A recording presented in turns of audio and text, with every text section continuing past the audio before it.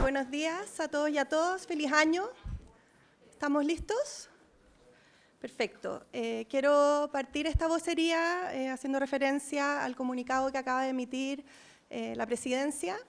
Como ustedes bien saben, las acciones de gobierno son permanentemente sometidas a un proceso de evaluación que considera aspectos técnicos, aspectos procedimentales, pero también aspectos políticos. Esta última evaluación, en lo que refiere a las autoridades de confianza del gobierno, compete exclusivamente al presidente de la República, y en base a eso el presidente ha comunicado su decisión de pedir la renuncia a la ministra de Bienes Nacionales, Marcela Sandoval. La ministra cesa en sus funciones a partir del momento del comunicado y asume en la subrogancia el subsecretario Vergara. El presidente, junto con tomar esta decisión, regresó de su viaje al Polo Sur. Quisiera referirme brevemente a esta visita, que es una visita de carácter histórica.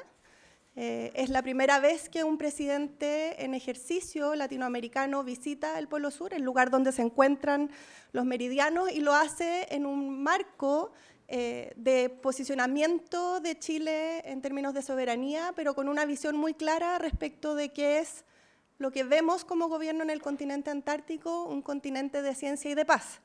Durante la visita en la que participaron representantes del INACH, su director en particular, la ministra de Medio Ambiente, la ministra de Defensa y la subsecretaria de Relaciones Exteriores, se pudo no solo conocer el estado de las bases, saber el tipo de investigaciones que ahí se realizan, sino que además se desarrollaron investigaciones científicas propiamente tal, y el INACH pudo tomar muestras que nos van a permitir conocer en mayor detalle ciertos contaminantes que se han identificado en la Antártica, muestras que van a ser analizadas tanto en laboratorios nacionales como internacionales.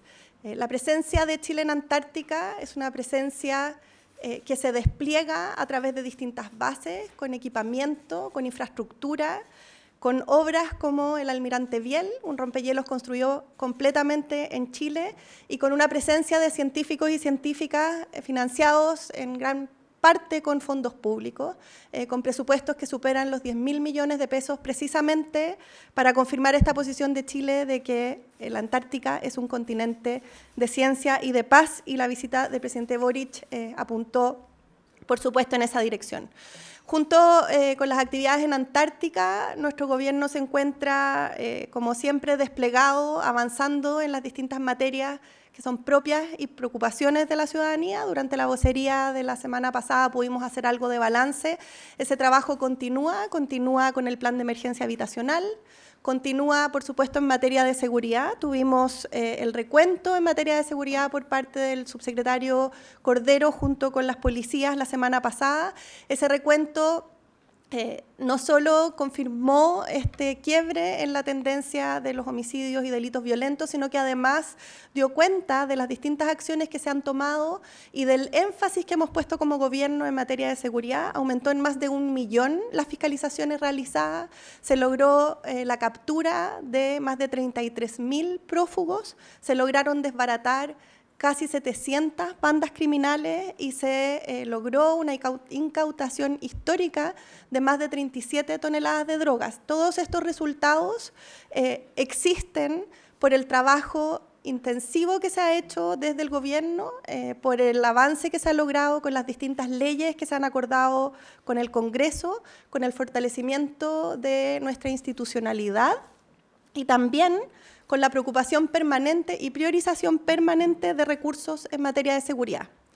En materia económica, durante la semana pasada tuvimos también la noticia positiva del IMASEC, un IMASEC que nos permite apuntar a estar dentro de las proyecciones económicas que teníamos como gobierno y que se suman a los esfuerzos continuos y que permanecen en el tiempo en materia de crecimiento económico con el Gabinete de Procrecimiento y Empleo, la Estrategia Nacional del Litio, los avances en materia de hidrógeno verde, nuestro plan de data center que sigue en proceso de implementación y que se suma las buenas noticias que tuvimos respecto de los resultados de Codelco, Codelco que logró superar el récord histórico en producción de cobre y que se instala esta empresa del Estado como la principal productora de cobre del mundo, dando cuenta de que los esfuerzos en aumento de productividad están también dando resultados.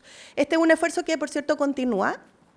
Nuestros ministros están desplegados y desplegadas en sus distintas agendas. Durante esta semana tendremos actividades de la ministra Toá en materia de destrucción masiva de armas. El ministro de Justicia va a anunciar la creación de nuevas plazas carcelarias en materia penitenciaria, que sabemos es una gran preocupación. Los ministros de las distintas carteras van a estar, por supuesto, trabajando cada día en este año que comienza para abordar los distintos desafíos que tenemos como país. Quiero concluir haciendo un reconocimiento y felicitaciones, por supuesto, a todas las familias de los miles de jóvenes que rindieron la PAES y que hoy día obtuvieron los resultados. Sabemos que eso genera expectativas, en algunos casos nerviosismo, pero también abre una mirada a la esperanza y al futuro. Las postulaciones se extienden hasta el 9 de enero y este año, al igual que el año anterior, tenemos un cupo especial para más mujeres científicas. Son más de 2.700 cupos en 470 universidades destinadas a que aquellas jóvenes que están interesadas en las áreas de ciencia, tecnología, matemáticas e ingeniería puedan acceder a estas carreras y de esa forma avancemos en cerrar la brecha que tenemos hoy día en materia de STEM de las mujeres. Lo decimos siempre desde ciencia, el contar con proyectos científicos y equipos científicos más diversos, lo que nos genera no es solo justicia social, sino que también genera que la ciencia sea mejor, y eso es algo en lo que estamos comprometidos como gobierno. En otro momento de la vida, pensando en las pensiones, estamos entrando a semanas que son fundamentales en el proceso de negociación. Como gobierno, y lo hemos dicho en todos los espacios, estamos comprometidos con llegar a un acuerdo en materia de pensiones. Sabemos que los jubilados y las jubiladas de Chile así lo esperan y vamos a trabajar incansablemente hasta el último minuto para que ese acuerdo se concrete. Así que desde acá hacemos un llamado a eso, a que logremos un acuerdo que se concrete y que el sistema político en su conjunto pueda estar a la altura de lo que las personas, los jubilados y las jubiladas requieren, y que logremos por fin poder subir las pensiones de miles de chilenos y de chilenas. Muchísimas gracias. Quedo atenta a las preguntas. Ministra, buenas tardes. La fallida compra de la casa del expresidente Salvador Allende concitó una molestia transversal. Hoy día, tanto la presidenta del Partido Socialista, Paulina Bodanovich, como el timonel del PC, Lautaro Carmona, ambos tildaron esta situación como un bochorno, y en el caso de la líder del PS afirmó que hubo un error. La salida de la ministra Sandoval se zanja porque el gobierno asume que hubo un error en este proceso cuya responsabilidad recae en la ministra Sandoval. Si no, ¿a qué se debe este vuelco? Porque hasta hoy en la mañana, cuando usted abordó este tema, no hubo señal de asumir o de cobrar responsabilidades políticas en el gobierno, ni tampoco de realizar una autocrítica. Es importante comprender que las acciones del gobierno, todas las acciones del gobierno, son objeto de una permanente evaluación. Se evalúan desde lo procedimental, desde lo legal, desde lo técnico. También se evalúan desde lo político. La evaluación política le corresponde, por supuesto, al presidente de la República, y es por eso que con total transparencia, como gobierno, durante el fin de semana, las distintas autoridades pudimos explicar cuál había sido ese proceso, cuáles son sus etapas, cuáles son las acciones que se tomaron en cada una de esas etapas, pero el componente de la evaluación política, que reitero es una que le corresponde al presidente de la República, es uno que le corresponde, por supuesto, comunicar a él, y eso es lo que señala el comunicado. Creo que la salida de la ministra Sandoval de Bienes Nacionales que el presidente resolvió, creo que es claro de aquello. El presidente Gabriel Boric entonces va a dar cuenta de las razones por las cuales, si es que hubo un error o no del gobierno, y por tanto se zanja la salida de una ministra. El presidente lo señaló a través de Prensa Presidencia en su comunicado. Lo que se resolvió es la salida de la ministra Sandoval. Se resolvió que la subrogancia también recae en el subsecretario Vergara, y eso es el resultado de la evaluación y de la decisión política que toma el presidente de la República. Claro, es que acá se requieren por los motivos de esa decisión, si es que hubo un error o si esto responde a otros factores por los cuales se zanja una salida de una ministra de Estado. Insisto, las evaluaciones son técnicas, procedimentales y también políticas. Estas últimas se comunican de la forma en como lo ha comunicado el presidente con la salida de la ministra Sandoval, y eso es todo cuanto podemos decir sobre la materia. Ministra, por esto también quería preguntarle si es que la salida de la ministra Sandoval abre la puerta para una cirugía mayor del gabinete, considerando que con esto ya no se cumple la voluntad del presidente Gabriel Boric de llegar hasta el final con su equipo, al final del gobierno con su equipo actual. Insisto, la evaluación es permanente respecto de todos los actos de gobierno y en todas las dimensiones, y la evaluación política es una que le compete al presidente y que el presidente comunica en el momento en que él estima pertinente. Eso es la forma en cómo opera esto y por lo tanto es la forma en cómo tenemos que entender ese comunicado también. Ministra, lo que no queda claro es por qué la salida de la ministra. ¿Significa que el error está radicado en ella? ¿Ella fue la que cometió el error de iniciar este proceso o cómo se explica esa salida en específico? Lo que significa es lo que señala el comunicado, que hay una evaluación permanente de todas las acciones de gobierno.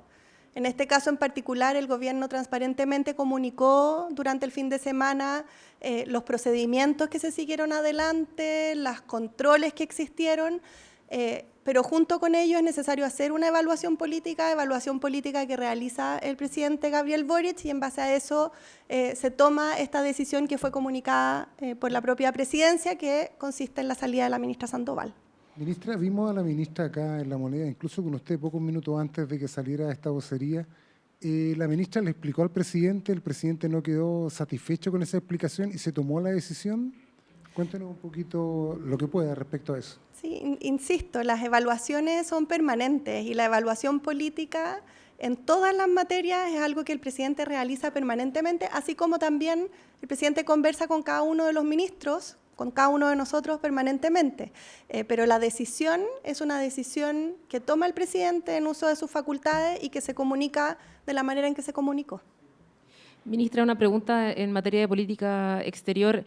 ¿Por qué el gobierno no extendió la invitación al líder de la oposición venezolana, Edmundo González, a venir al país, como sí lo hicieron los presidentes de Uruguay y de Argentina? González explicó que su recibimiento no sucedió porque el presidente Gabriel Boric no se encontraba en el país. Quería preguntarle si eso es efectivo, si es que ese fue el único factor, y también si es que el presidente Boric va a extender su respaldo a González en su intención de asumir la presidencia de Venezuela este 10 de enero.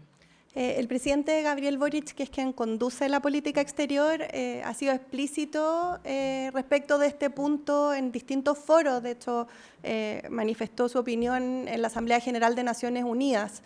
El gobierno de Chile no reconoce el resultado de las elecciones en Venezuela, pero tampoco nos compete el anunciar o proclamar a presidentes.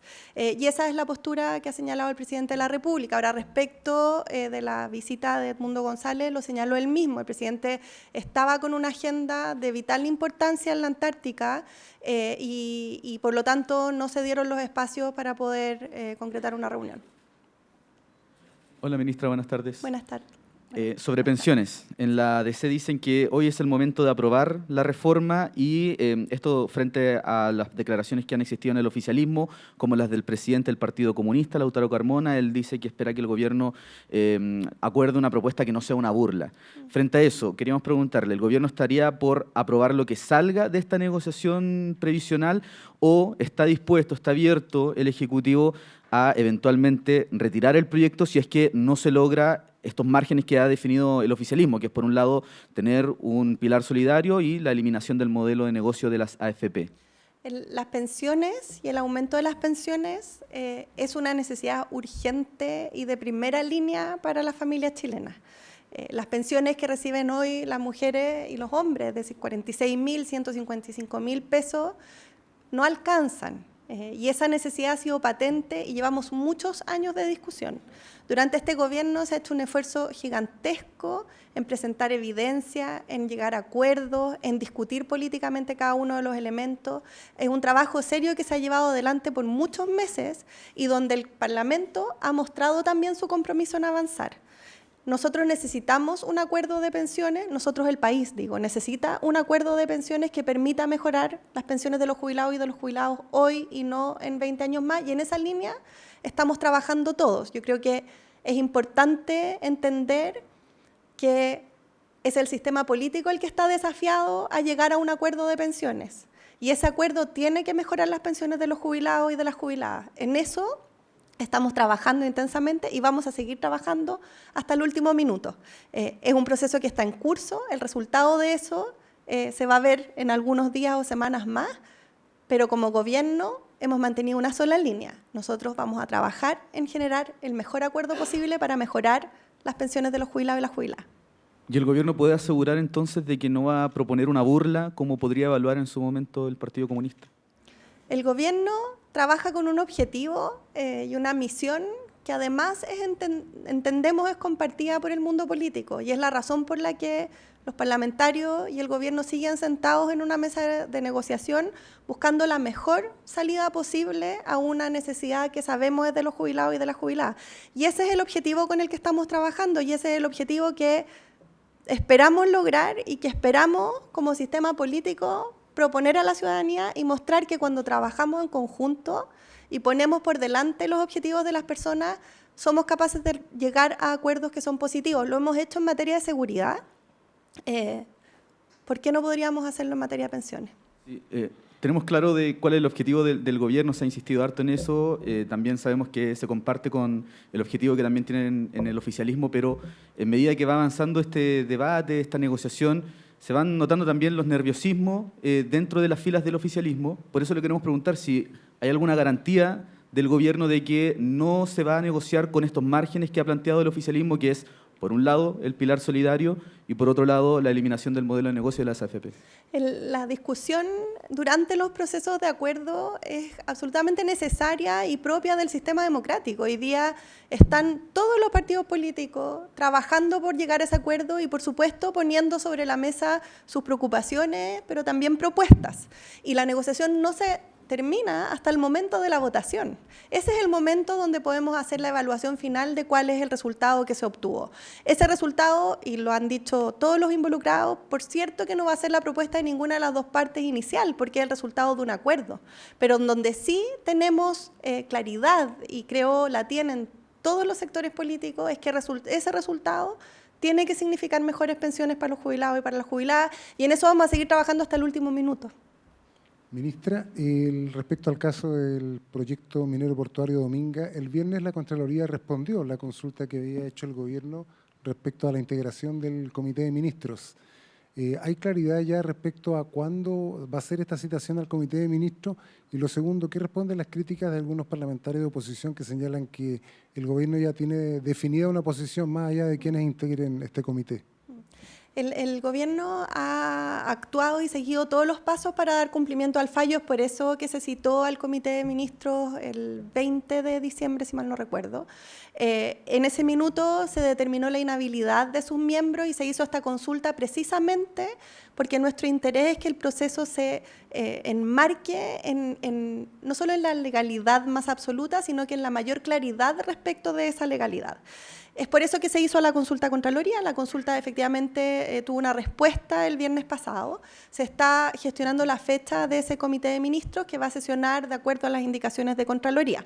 Ahora, lo hemos señalado en reiteradas ocasiones y lo han dicho también los ministros que componen ese comité. La evaluación que hace el comité de ministros se respalda en los antecedentes técnicos que son proporcionados por distintos organismos técnicos que son parte del proceso de evaluación ambiental. Y el ámbito de competencias del comité de ministros es precisamente analizar esa información en cuanto a su mérito técnico. Y eso es lo que ocurrió en una primera instancia y lo que, por cierto, va a ocurrir cuando el comité de ministros vuelva a sesionar. Hola, ministra. Buenas tardes. Preguntarle por lo que vaya a ocurrir mañana cuando declare el ahora ex subsecretario Manuel Monsalve ante la Fiscalía. ¿Le preocupa la declaración que pueda entregar el ex subsecretario? Si podría revelar, por ejemplo, alguna contradicción con lo que él le planteó al mandatario en su minuto de cómo ocurrieron los hechos. Si esto mañana podría tener finalmente una contradicción en lo que el propio mandatario después ha transmitido a la ciudadanía de cómo se dieron los hechos. Y si hay certeza de cuándo el presidente podría responder este cuestionario que se le envió por parte de la comisión investigadora respecto al caso Monsalve. El caso Monsalve, ustedes bien saben, está radicado en tribunales. Nosotros como gobierno hemos tenido la total disposición a contribuir al esclarecimiento de los hechos, al establecimiento de sanciones. En cada una de las etapas se ha actuado con total transparencia, pero al encontrarse en sede judicial y siendo respetuoso de la independencia de los poderes, esperamos que esa discusión se dé en el marco de tribunales y nosotros como gobierno simplemente atenernos a facilitar al máximo y colaborar en todo lo que sea posible para que el caso se resuelva de la manera más justa. ¿El cuestionario, hay, digamos, alguna fecha de cuándo el presidente podría responder a este documento? El presidente va a responder a ese documento igual como se ha hecho por todas las autoridades de gobierno durante el proceso de la comisión investigadora y se va a hacer dentro del plazo que tiene la comisión investigadora. ¿Cómo le va, ministra? Buenos días. Quería consultarle sobre temas de visas. Primero sobre la visa waiver, saber si esta semana efectivamente habrán soluciones, cómo se está avanzando en eso, qué es lo que se está haciendo puntualmente. Y a propósito del anuncio de un nuevo sistema de visado por parte del Reino Unido, también saber si eso va a implicar alguna revisión del actual nuevo pasaporte, si hay soluciones para un eventual problema similar que pudiera presentarse ante este nuevo sistema digital de implementación de visa. Bueno, efectivamente el registro civil pasó por un proceso de modernización que implica modernizar nuestros documentos de identificación. Esto se hace esencialmente con el objetivo de hacerlos más seguros en tiempos de ciberseguridad y de desafíos en materia de crimen organizado. El avanzar en esta tecnología es esencial. Se produjo una incompatibilidad de interoperabilidad entre los sistemas que se identificó hace ya algún tiempo y se ha estado trabajando durante un tiempo ya con el gobierno de Estados Unidos para resolver ese componente técnico. Nosotros esperamos que esto ocurra dentro de los próximos días. Requiere de los equipos técnicos de ambos países para poder llegar a esa solución que, como le decía, es un problema de interoperabilidad digital. En el intertanto, el llamado es a que las personas puedan informarse de buena manera. Aquellos pasaportes que hoy día comienzan con la letra R se están canalizando hacia entrevistas en la Embajada de Estados Unidos de manera de reducir al máximo cualquier tipo de inconveniente que esto pueda generar. En cuanto a el nuevo estándar que tiene Inglaterra respecto de todos los países del mundo, no es exclusivo de Chile y es importante aclarar ese punto, es un estándar nuevo que consiste en solicitar mayor información. Esta información se hace a través de un formulario y apunta en una dirección que es compartida por muchos países, incluido el chileno, que es el de entregar mayor seguridad y mayor información a las policías respecto de las personas que cruzan las fronteras. En el mismo caso de Chile, el subsecretario Cordero recientemente estuvo en Estados Unidos trabajando con las policías allá para estrechar estos lazos de colaboración, entendiendo que Chile en esta materia es un país que cuenta con una muy buena reputación. Y dado que es también un nuevo sistema implementado digitalmente, ¿se ha chequeado que no vaya a tener problemas, por ejemplo, como el de Estados Unidos con el pasaporte actual? En el caso del Reino Unido es un formulario que se descarga de páginas web del propio gobierno de Estados Unidos, por lo tanto no avisoramos que no exista ningún problema de interoperabilidad. En el caso de Estados Unidos tiene que ver con un problema de los sistemas, un problema técnico que está en proceso de ser resuelto. Finalmente, sobre los Estados Unidos, ante la posibilidad de cierre del gobierno, que son temas que se discuten allá en el Congreso, ¿no es cierto?, que tienen que ver con los presupuestos que hacen que aduanas u otros sistemas no estén funcionando en su completa capacidad.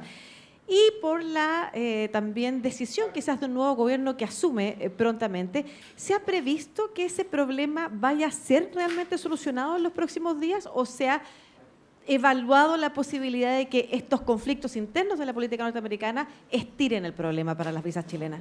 Nosotros tenemos una relación con Estados Unidos de Estado a Estado de muchísimos años que incorpora comercio, que incorpora colaboraciones en materia de seguridad, relaciones políticas, por cierto, y esas se han mantenido a lo largo del tiempo inmutables, ¿verdad? En el caso específico de los pasaportes se trata de un tema técnico de interoperabilidad de sistemas, donde el gobierno de Estados Unidos ha sido claro en estar trabajando en resolverlo, lo mismo que el gobierno chileno, y por lo tanto es, de nuevo, un problema técnico que se encapsula en ese espacio. Súper. Muchísimas gracias y que tengan un muy buen 2025. Gobierno de Chile. Chile avanza contigo.